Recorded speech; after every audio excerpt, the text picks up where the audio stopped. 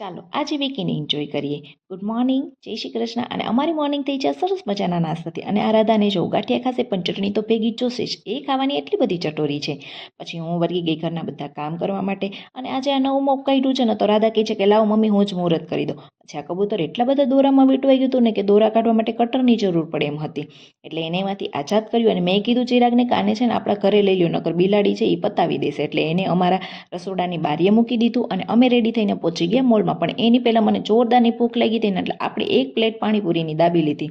અને ત્યાં મારી બેન પણ આવી હતી અને અમે ત્યાં પહોંચ્યા ને એટલે રાધાનો કક્કો ચાલુ થઈ ગયો ગાડીને જોઈને. એટલે એને એમાં ગાડીમાં બેસાડી અને ત્યાં ઘણા બધા ટોયસ હતા રમવા માટેના, તો થોડી વાર ત્યાં રમાડ્યા ને પછી અમે ચા પીવા પહોંચી ગયા. અને મારી બેનને થોડીક શોપિંગ કરવાની હતી આસુ માટે, તો અમે થોડીક શોપિંગ કરી. અને પછી ડાયરેક્ટ મારી બેનની ફેવરિટ જગ્યા છે છોલે ભટુરેની, ત્યાં પહોંચી ગયા અમે છોલે ભટુરે ખાવા માટે. ત્યાં પાછી અમે એક પાણીપુરીની પ્લેટ દાબી અને ટેસ્ટને બેલેન્સ કરવા માટે એક સરસ મજાની પેસ્ટ્રી ખાધી. અને પહોંચી ગયા અમે ગાર્ડનમાં. તો ગાર્ડનમાં આશુ અને છે ને મારી રાધા બે બોલથી રમતા હતા. એકચ્યુઅલી બે બાંધતા હતા. અને આશુ છે ને એ મારી રાધાથી મોટો છે, પણ મારી રાધા એનાથી મોટી લાગે છે ને આશુ નાનો લાગે છે. અને આવું ભાઈ દરેકના ઘરે હોય કે નાના હોય હંમેશા મોટા લાગે ને મોટા હોય એ હંમેશા નાના લાગે.